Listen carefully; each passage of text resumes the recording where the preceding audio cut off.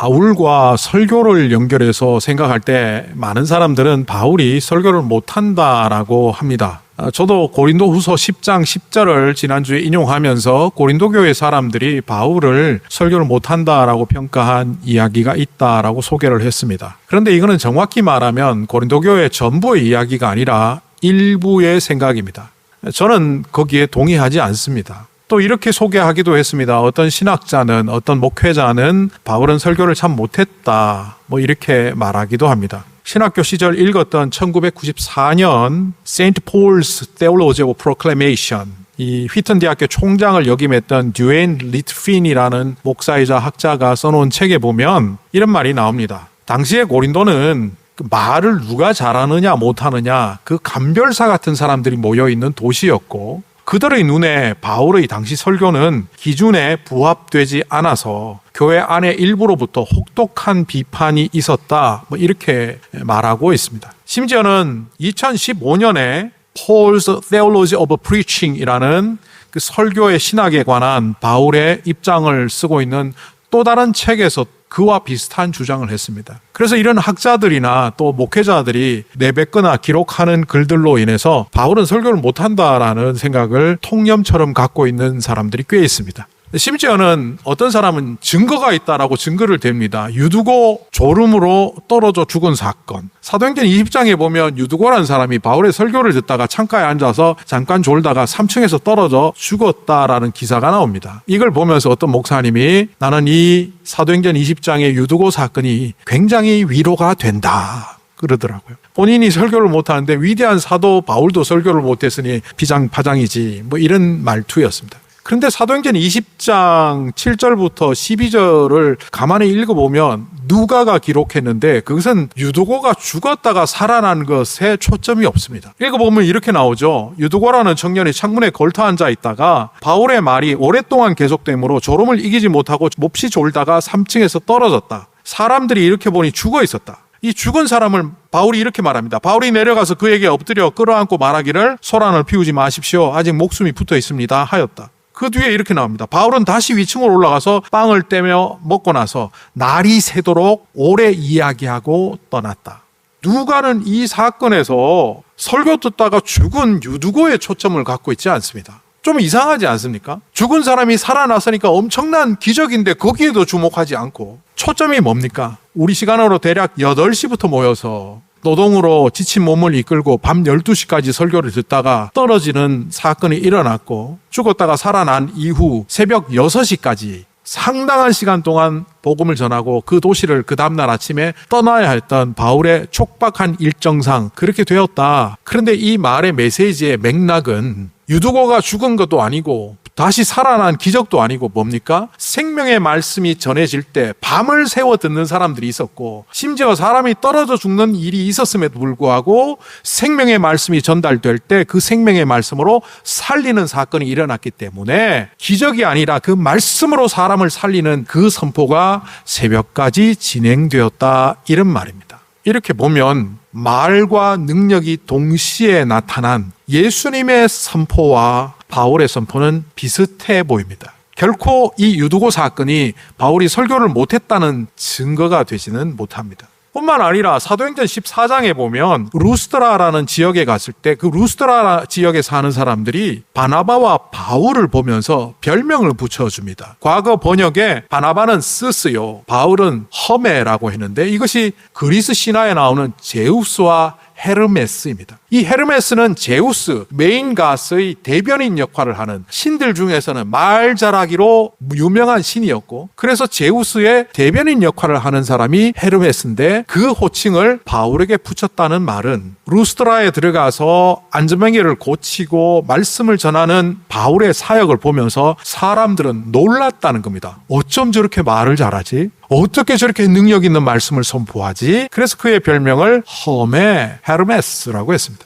듀에인 리트핀이라는 그 학자의 책을 아까 제가 어렴풋이 소개를 했지만 그 책을 조금 더 꼼꼼히 읽어보면 그 작가는, 그 신학자는 이렇게 말합니다. 바울은 설교를 못한 것이 아니고 고린도 스타일로 설교를 하지 않았다. 수사학적으로 만들어진 형태가 고린도에 유행하고 있었는데 그 형태를 유지하지 않았다는 겁니다. 과거의 변사들이 우리나라에서 스토리텔링을 할 때 전형적인 구조를 갖고 있었습니다. 이른바 심파조. 거기에 익숙한 사람이 갑자기 서양 소설을 읽으면 거북하겠죠. 어딘가에서 눈물을 뽑아야 되고 어딘가에서부터 박수를 쳐야 되고 어딘가에부터 해소가 되는 지점이 있어야 되는데 갈등의 연속이 되는 현대 소설을 읽으면 불편하겠죠. 바울은 설교를 못한 것이 아니라 고린도 사람들이 원하는 방식대로 설교를 한 것이 아니다. 그래서 저는 결론적으로 바울은 설교를 잘했다 이렇게 개인적으로 평가를 합니다. 고린도후서 10장 10절에서 바울의 편지는 무게가 있고 그의 말은 약하다라고 했던 이 고린도 사람들은 그러면 왜 이렇게 바울을 설교 못한다고 했을까? 그 이유가 오늘 말씀 속에 그대로 드러나 있습니다. 앞에서 제가 설명드린 그 부분을 이해하시면서 오늘 1절부터 5절을 3절을 빼고 읽어볼 테니까 한번 들어보십시오. 하나님의 비밀을 전할 때에 훌륭한 말이나 지혜로 하지 않았습니다. 여기서 훌륭한 말이나 지혜는 소피스트들이나 웅변가들이 말하는 그 철학적 구조, 고린도 스타일을 말하는 것입니다. 십자가에 달리신 그분밖에는 아무것도 알지 않기로 작정하였습니다. 결국 세상이 말하는 감동과 재미를 주는 그런 이야기가 아니라 십자가만을 전하기로 했다는 뜻입니다.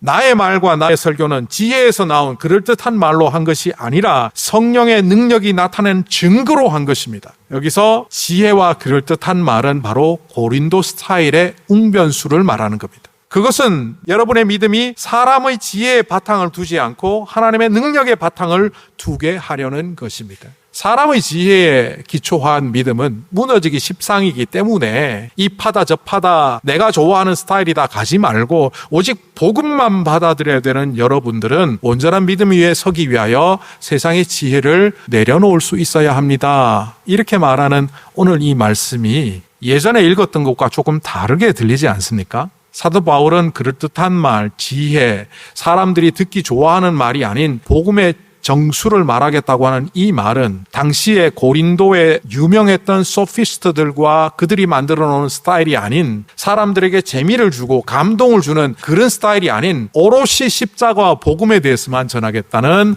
바로 그런 설교를 말하고 있습니다.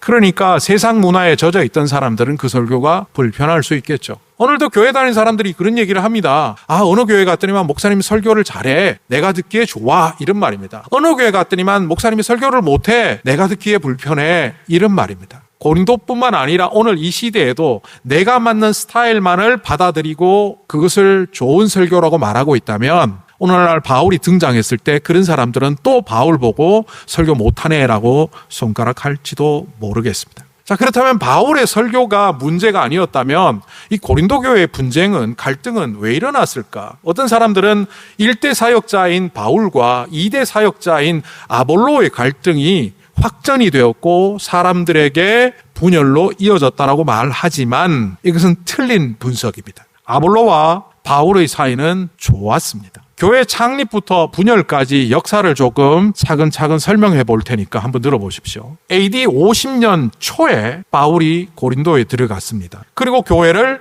아굴라 부부와 함께 창립합니다. 그리고 50년 1년 그리고 51년 여름까지 1년 6개월 동안 고린도 교회를 창립하고 사역을 합니다. 이때 바울이 고린도를 떠날 수밖에 없는 일이 있었는데 바로 당시 유대인들이 바울을 제소한 사건입니다. 그래서 갈리오 총독 앞에 가서 재판을 받게 되는데 이 지혜로운 총독은 종교적인 문제를 왜 들고 왔냐고 하면서 결국 기각시켜버리는 사건이 있는데 이게 AD 51년 여름부터 겨울까지 진행된 것으로 보입니다. 그래서 바울은 51년 겨울 혹은 52년 연초에 고린도를 떠난 것으로 보입니다. 이때 같이 떠난 사람들이 아굴라와 브리스가 부부입니다. 그리고 52년 몇 달이 지난 다음 봄쯤에 아볼로라는 사람이 고린도에 들어오게 되고 말씀 사역자로서 고린도에서 사역을 하게 됩니다. 자, 여기서 여러분에게 질문 드리겠습니다. 고린도전서 현재 입장에서 2대 사역자라고 말할 수 있는 아볼로는 현재 고린도에 있습니까? 없습니까? 많은 사람들은 바울이 떠나간 이후 아볼로가 왔고 아볼로가 계속해서 사역을 하고 있는 것으로 생각하지만 이미 고린도 전서가 쓰여지던 이 무렵에는 AD 55년경에는 아볼로는 고린도를 떠나고 없습니다. 그러니까 52년에 연초에 들어왔던 아볼로는 52년, 53년 여름쯤 될 때 고린도를 떠난 것으로 보입니다. 바울이 사역했던 것처럼 1년 반 정도를 사역하고 떠났습니다. 그 흔적이 사도행전 18장에 나옵니다. 그리고 53년 여름부터 55년 중간 봄까지 대략 한 2년의 시간 동안 지도자 공백이 일어납니다. 그리고 들려오는 소리는 고린도 교회의 분열이 일어났다는 얘기를 에베소에서 사역하던 바울이 듣게 되고 그 에베소에는 아볼로도 있었습니다. 그러니까 이 교회는 바울이라는 사람이 1년 반 사역하다가 그 다음에 아볼로가 와서 1년 반 사역을 했고 그리고 공백이 한 2년 정도 지난 다음에 분열의 소리가 바울에게 들려왔다. 그래서 고린도전서는 AD 55년경에 쓰여졌다 이렇게 봅니다. 설립으로부터 5년이 지난 시간, 그리고 바울이 떠나고 3년이 지난 시간, 아볼로가 떠나고 1년 반, 2년이 지난 시점에 교회는 풍파를 겪게 됩니다. 도대체 무슨 일이 일어났길래? 고린도전서를 주도 면밀하게 분석을 해보면 이때 세상의 지도력이 교회 안에 들어온 것으로 보입니다. 영적 지도력의 공백 상태에 있는 이 교회 안에 세상에서 부유하고 자기 집을 오픈할 수 있고 많은 사람들에게 물질을 제공할 수 있는 사람들이 지도력 경쟁이 일어났습니다. 왜 이들이 그랬을까? 그것은 다르게 말하면 세상 밖에서 고린도에서 나는 누구의 후원자요, 나는 누구의 제자요 하는 그런 문화가 고스란히 들어왔다는 겁니다. 이민교회에서 그런 현상들을 자주 봅니다. 담임 목사가 사역을 하다가 떠나고 1년, 2년 혹은 3년의 공백이 있을 때 그 교회가 없어지는 교회들이 꽤 있습니다. 왜 없어질까? 단순히 담임 목사가 없기 때문이 아니라 다른 리더십이 생기면서 그 교회는 영적 리더십이 아니라 세상적 리더십으로 가다가 문을 닫는 것을 종종 봅니다. 그리고 이 교회가 갖고 있는 문제점은 그들이 분열의 상태에 있다는 것을 문제로 생각하지 않는다는 겁니다. 고린도전서 5장 9절에 보면 내가 너희에게 쓴 편지 어쩌고 저쩌고 하는 이야기가 나오는데 이 고린도전서는 바울이 고린도 교회에 보낸 편지의 두 번째 편지입니다. 그리고 나중에 보면 이런 이야기가 나옵니다. 고린도 교회 지도자들이 바울에게 편지를 먼저 보냈습니다. 그런데 그 편지의 내용에는 우상의 재물 문제, 성적인 문제, 은사의 문제 이런 것은 다루고 있지만 교회가 파벌로 나뉘어서 분열하고 있다는 얘기는 일절 없습니다. 근데 이 이야기를 바울이 어떻게 알았느냐? 고린도전서 1장에 나오는 것처럼 글로웨의 식구들을 통해서 알게 되었다라고 바울은 말합니다.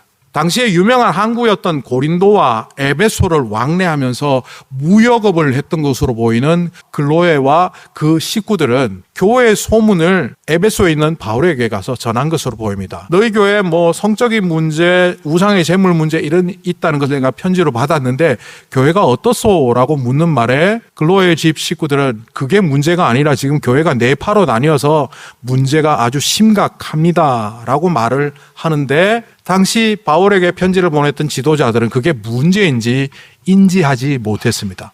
왜 그랬을까요? 교회 밖의 사람들은 항상 파벌 싸움을 하거든요. 나는 어떤 소피스트의 후견인입니다. 나는 어떤 철학자의 제자입니다. 나는 어떤 파에 속했습니다. 파벌은 당연시하던 고린도의 도시 문화 속에서 교회도 그렇다는 것은 당연하다 여기며 문제의식을 가지지 못했는데 이것이 심각한 문제라는 사실을 사도 바울은 말하고 있습니다. 왜 그렇습니까? 교회가 하나 되지 못하면 복음을 전하지 못합니다. 교회가 하나 되지 못하면 그 안에 성도는 자라지 못하기 때문입니다. 그렇다면 이들의 분열의 이유는 신학의 문제도 아니고 신앙의 문제도 아니고 이념과 사상의 문제도 아니다. 그럼 뭐가 문제였을까? 제가 최근에 재밌는 번역된 기사를 본 적이 있습니다. 사이언스라는 국제학술지에 쓰여 있는 침팬지 연구 자료입니다. 제인 구다를 통하여 아프리카 침팬지의 생태를 과거에 책으로 보았던 저는 무려 30년 동안 텍사스 오스틴에 있는 그 대학에서 연구팀이 아프리카에 가서 연구한 자료들로 논문을 쓴 것이 흥미가 있어서 보았습니다. 은고고라는 언덕, 수풀에 우간다 키발레 국립공원 안에 있는 그 침팬지 군락지에서 일어난 30년의 역사를 연구한 바로 그것이 사이언스 2026년 4월호에 기재되었고 그것이 번역되어서 저에게도 소개되어서 읽어보았습니다. 그 30년의 연구를 간단히 요약해보면 1995년에 얼마 되지 않는 그 커플들, 침팬지입니다. 군집을 이루기 시작하고 그들은 가족으로 같이 털 관리해주며 먹을 것 나누면서 어린 침팬지로부터 자랐는데 이게 20년 동안 무려 200마리가 되었다고 합니다. 2014년에 보고된 그 기록에 보면 200마리가 되었는데 당시에 그 숲에서 누구도 당할 자가 없는 그런 군집이 되었는데 이상하게 2014년부터 이 그룹 안에 분열이 일어나기 시작하더니만 서쪽 클러스터와 중부 클러스터가 분리되기 시작하는데 어느 순간부터 만나면 으르렁대고 얼마 전까지만 해도 같이 젖 먹고 털 관리하며 자랐던 그들이 만나면 싸우고 심지어는 죽이기까지 하다가 전쟁을 시작해서 결국 2015년 이후에는 지금까지 전쟁을 하고 있다고 합니다. 그래서 리더십을 갖고 있었던 이 서쪽 그룹들이 훨씬 소수였는데 중앙 그룹들을 찾아가서 새끼들을 다 죽이는 바람에 여기는 10년이 지나면서 쪼그라들었고 지금은 서쪽 그룹들이 더 다수가 되온 그런 상황을 연구 자료를 통해서 기록해 두었습니다. 이 학자들이 왜 갑자기 이들이 가족에서 이렇게 전쟁을 했을까? 먹을 것이 없었나? 아니요. 거기 은고고에는 먹을 것이 풍성하답니다. DNA를 보면 전부 가족인데 왜 애들이 갑자기 이렇게 되었을까 보니까 2014년에 성체 수컷 몇 마리가 죽었다고 합니다. 한 7마리 정도 되는 이른바 초창기에 그 터전을 잡았던 그 조상격이 되는 노인 침팬지 7마리가 갑자기 다 죽었답니다. 병으로. 한꺼번에 죽은 게 아니라 차츰차츰 죽으면서 이 서쪽 그룹과 중앙 그룹을 연결해주는 연결 장치가 사라지고 결국 이들은 그렇게 죽음의 전쟁을, 분열의 전쟁을 지금까지 하고 있다고 합니다. 이 논문을 보면서 그런 생각이 들었습니다. 이들이 무슨 이념이 있었던 것도 아니고 신앙 노선이 달랐던 것도 아니고 먹이가 부족했던 그런 상황도 아닌데 왜 이랬을까? 그 논문에 이런 말을 합니다. Relational Dynamics. 관계 역학이 깨어지면서 이렇게 되었다. 그 관계 역학이 깨어진 것은 바로 7마리의 노인 침팬지가 차례차례 죽으면서였답니다. 대장 침팬지가 있었지만 이 노인 침팬지 7명은 이 공동체를 이끌어가는 우리식으로 얘기하면 거룩한 리더십이었는데 그것이 무너지면서 이들은 젊은 침팬지끼리 서로 죽이는 전쟁을 지금도 하고 있다고 합니다. 고린도 전서를 읽으면서 교회 분열이 왜 왔을까? 바울이 떠나고 브리스가 부부가 떠나고 아볼로가 떠나버린 이 상태에서 사실은 물리적인 리더들이 사라졌으면 그 안에 다른 리더들이 희생하며 헌신하며 자기를 드러내기보다는 자기를 숙이며 헌신하는 리더십, 영적인 리더십을 가져야 되는데 뽐내고 자랑하고 자기를 드러내는 세상 밖의 문화를 그대로 갖고 와서 서로 대장질 하다가 그 대장들끼리 싸움 난 것이 결국 고린도 교회의 관계 파괴로 이어졌다. 이렇게 학자들은 보고 있습니다. 그것을 근거로 고린도전서를 면밀히 분석을 해보니까 고린도전서에 나오는 단어들이 상당히 많이 관계 파괴 언어를 담고 있다는 것을 발견하게 됩니다. 자주 나오는 자랑 혹은 뽐냄 이런 단어들은 사실은 다른 서신에는 잘 안 나옵니다. PCO라고 한 자기를 부풀려 세워서 뽐낸다, 자랑한다라는 이 단어는 신약 성경에 딱 7번 나오는데 6번이 고린도전서에 나옵니다. 다른 서신에는 잘 나오지도 않는 카우카오마이라는 이 자랑하다, 뽐내다라는 또 다른 단어는 무려 10번이나 고린도전서에 나오고 있습니다. 결국 바울은 그것을 자랑이 아니라 교만이라고 바꾸어서 부풀림이라고 말합니다. 이 바울이 교만하다라는 말을 피사라는 단어를 썼는데 이 피사는 풀무질을 해서 바람을 집어넣는 거라고 합니다. 이 피사라는 말은 자기 자신을 자꾸 바라보다가 어떻게 보면 자기애가 강해져 버리면 어느 순간 누구보다도 자기를 사랑하고 하나님보다도 자기를 더 사랑하는 순간 그는 하나님 노릇하는 사람이 된다는 겁니다. 바울은 그렇게 말합니다. 너희들이 서로 자기를 자랑하다 서로 왕이 되었구나. 결국 이 관계가 파괴된 공동체는 신앙이 달랐던 것도 아니고 서로 살아가는 모양이 달랐던 것도 아니고 다른 민족이나 인종인 것도 아닌데 그들은 분열의 가속화가 이루어졌다는 겁니다. 그러다 보니 우리가 사랑장이라고 말하는 고린도전서 13장에 보면 관계 회복을 위한 15가지 처방이 나옵니다. 나중에 고린도전서 13장을 묵상할 때 더 자세히 다루겠지만 15개의 관계 동사를 통하여 회복을 말하는 것이 바로 그 분열 속에 있는 그들을 향한 사랑의 메시지였습니다. 그리고 그 끝에 고린도전서 16장 14절에 이렇게 말합니다. 모든 일을 사랑으로 하십시오. 조금 풀어보면 이런 겁니다. 깨어진 관계를 회복할 수 있는 것은 누가 더 뛰어나냐 등수를 매기는 것이 아니라 바로 우리 안에 관계를 회복할 수 있는 사랑의 커넥션을 가지는 겁니다. 이렇게 마무리하는 모습을 볼 수 있습니다. 결국 바울은 오늘 5절을 통하여 고린도 교회가 지향해야 될 온전한 목표를 알려주고 있습니다. 여러분의 믿음이 사람의 지혜에 바탕을 두지 않고 하나님의 능력에 바탕을 두게 하려고 저는 인간의 지혜가 아닌 복음의 능력만을 여러분에게 전하고 있습니다. 이렇게 말하고 있습니다.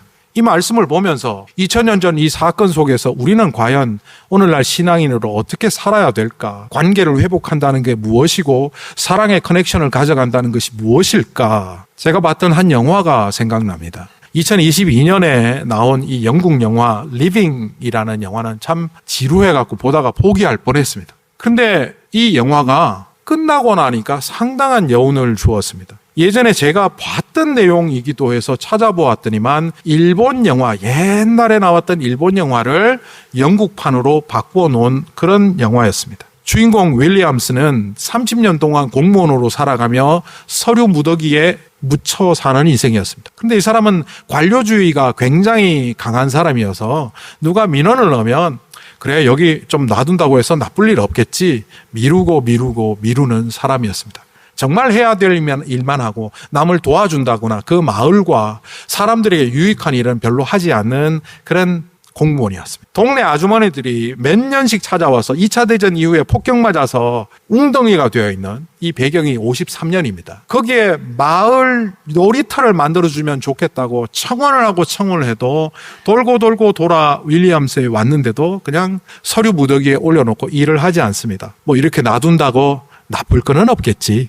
영화에서 이런 대사를 자꾸 합니다. 그러던 그가 시한부 인생이라는 것을 의사로부터 받게 되고 얼마 남지 않은 인생이라는 이야기를 듣고 그는 술집에 가서 술을 마시며 노래 부르며 춤추며 남은 시간을 행복하게 보내보겠다고 애를 쓰지만 허무하기 짝이 없습니다. 그러던 그가 갑자기 생각이 났습니다. 몇 년째 처박아러 온 그 서류. 다시 출근해서 그 서류를 찾아갔고 자기가 온갖 고생을 하며 사람들을 쪼르고 부탁해서 결국 마을에 놀이터가 들어오게 합니다. 그리고 그 영화는 그 주인공이 놀이터에서 만족스러운 미소를 갖고 죽는 것으로 끝납니다.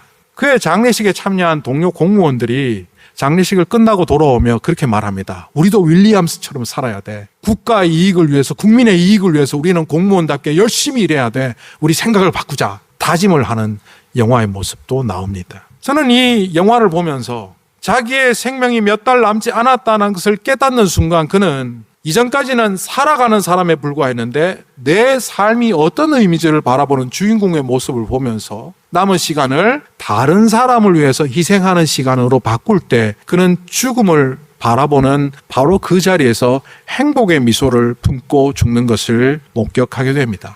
우리는 영원히 살 것처럼 살고 있습니다. 그러다 보니 계속해서 계산합니다. 우리가 살아갈 날들을 계산합니다. 근데 우리는 잔치에 가기보다는 장례식에 가기를 더 좋아해야 되는 사람들입니다. 성경에 나오는 말이죠. 왜 그렇습니까? 우리가 죽는 자라는 사실을 제대로 알 때 우리는 다른 삶을 살 수 있기 때문입니다. 고린도 교회가 서로 왕노릇하는 세상이 될 때는 분열로 갔지만 서로 내 몸을 버려 찢는 자가 되고 내 피를 흘려 공동체를 살리는 자가 될 때 바로 그런 죽음을 목전에 둔 사람들의 모습을 통하여 그 교회는 살아나게 됩니다. 오늘 이 말씀을 보면서 우리에게 이렇게 적용하게 됩니다. 우리 모두 우리의 믿음의 밑바닥을 확인하십시다. 혹 이전 경험을 통해서 담임 목사의 설교가 시들해져서 교회를 떠날 수밖에 없었다는 그런 이유를 갖고 있는 분이 있습니까? 혹 교회의 어떤 사람으로부터 상처받아서 떠났다고 생각하는 또 경험한 사람이 있습니까? 혹 교회가 예전보다 활기찬 사역이 일어나지 않아서 더 활기찬 교회에 가서 사역하겠다고 떠난 적이 있습니까? 그렇다면 그것이 여러분의 신앙의 밑바닥입니다. 다르게 말하면 사람의 지혜 위에 세워진 믿음이라는 겁니다. 설교가 좀 부족하더라도, 사역이 잘 안 되더라도, 어떤 사람이 여러분의 마음을 서운하게 할지라도 거기서 내가 피를 흘리고 몸을 찢는 그런 사람이 될 때 분열이 일치로 이어진다는 겁니다. 오늘 이 말씀을 보면서 사도 바울이 말했던 그 자랑을 하지 마라는 말이 바람 집어넣는 거라는 어원을 갖고 있다는 것을 발견하며 우리는 둘째 바람 빼는 연습을 좀 해야 할 것 같습니다. 교만이라는 말이 대장간 풀무에 바람 넣는 것과 같은 어원을 갖고 있다는 사실을 아는 우리들은 어느새 우리에게 바람이 들어간다는 사실을 기억하십시오. 사람도 바람 피면 못 쓰지만 무도 바람 들면 못 쓰고, 우리의 인격에 바람이 들어가면 못 쓸 인격이 되고 못 쓸 인생이 됩니다. 그러니까 바람을 빼십시오. 세 번째는요, 그물을 깁는 손이 되십시오. 침팬지들이 신학과 이념과 종교와 민족 때문에 싸운 게 아닙니다. 그들의 관계가 깨어졌기 때문에 200마리나 되는 그 공동체가 죽음의 전쟁을 10년째 하고 있는 것을 보면서 우리 또한 무너진 관계를 회복하는 그물 깁는 손이 있을 때 우리의 가정도 교회도 우리의 공동체도 살아난다는 사실을 오늘 말씀을 통하여 깨달아야 합니다. 결국 복음의 확장은 우리 자신을 세우는 일로부터 시작됩니다. 우리가 바람든 자임을, 우리가 교만한 자임을 자인하며 우리의 믿음의 밑바닥이 어디에 있는지를 목격하며 온전히 주님 안에서 새로워지겠다는 새 시작, 그래서 몇 달 남지 않은 삶이지만 영화의 주인공처럼 이웃을 위해 살겠다는 그 희생의 자리를 회복할 때 우리가 참으로 복된 인생을 살 수 있다는 것을 사도 바울은 고린도 교회를 향하여 또한 이 시대 우리를 향하여 하고 있는 것입니다. 사도 바울 또한 말솜씨로 사람들의 기억에 남을 만한 설교를 할 수 있는 사람임에도 불구하고 고린도 교회가 병들어 있는 사람의 지혜에 기반한 믿음을 무너뜨리기 위하여 그는 마치 우격다짐처럼 복음만을 말하고 있습니다. 그리고 이 복음만이 교회를, 그들의 인생을, 우리의 교회를 살릴 수 있다는 진리이기 때문에 2000년 전 고린도 교회를 향하여 주님은 말씀하셨고 오늘 이 시대 우리 교회를 향하여 주님은 말씀하십니다.